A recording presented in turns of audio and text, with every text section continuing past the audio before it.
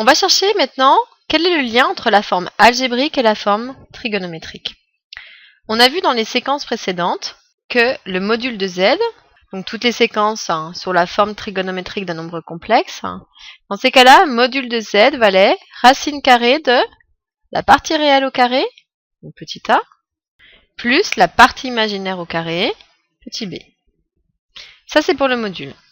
Ensuite, on avait vu que pour obtenir l'argument, θ, on l'obtenait grâce à la résolution d'un système trigonométrique en disant que cosinus θ valait la partie réelle, donc petit a, sur le module, et que le sinus de θ valait la partie imaginaire, c'est-à-dire petit b, sur le module. Grâce à ça, maintenant, on va essayer de voir quelle est la corrélation entre forme algébrique et forme trigonométrique. On voit que la forme algébrique, c'est A plus IB. Donc on va chercher à isoler le A. Si on cherche à isoler le A, eh bien on voit ici, c'est une formule très compliquée avec du carré, des racines, elle va être peu intéressante. Par contre, ici, c'est facile d'isoler le A, puisque c'est A divisé par quelque chose. Donc ça va vouloir dire que A vaudra donc, cosinus θ fois le module. Donc voici le lien entre la partie réelle, l'argument et le module. Pour la partie imaginaire, on va prendre l'autre. Donc même chose. Puisque c'est divisé par module de z, si on veut juste avoir b, on va multiplier par module de z des deux côtés.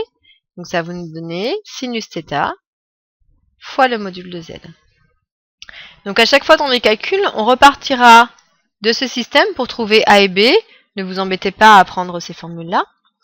Et donc en fait, le lien entre la forme algébrique et la forme trigonométrique, donc on avait z égale a plus ib. On a vu que a, ici, c'était cosinus θ fois module de z. Donc ça va être égal à, je vais déjà commencer par écrire module de z fois cosinus θ, plus i fois b, mais b c'était sinus θ fois le module, que je vais aussi écrire module de z fois le sinus, ça revient au même. Et on s'aperçoit ici que on pourrait, en fait, grâce au module, puisque module de z il apparaît ici et ici, le mettre en facteur.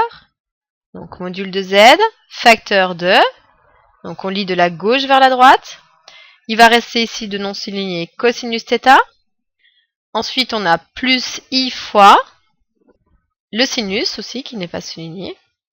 Et donc en fait cette forme, module de z fois cosinus θ plus i sinus θ, c'est une autre écriture de la forme trigonométrique. Donc on peut l'écrire module de z θ entre crochets et très régulièrement on utilisera cette formule.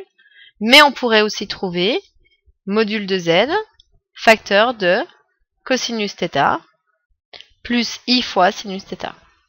Ça revient au même. C'est plus facile d'utiliser la formule avec les crochets et on verra comment faire le lien dans les exercices.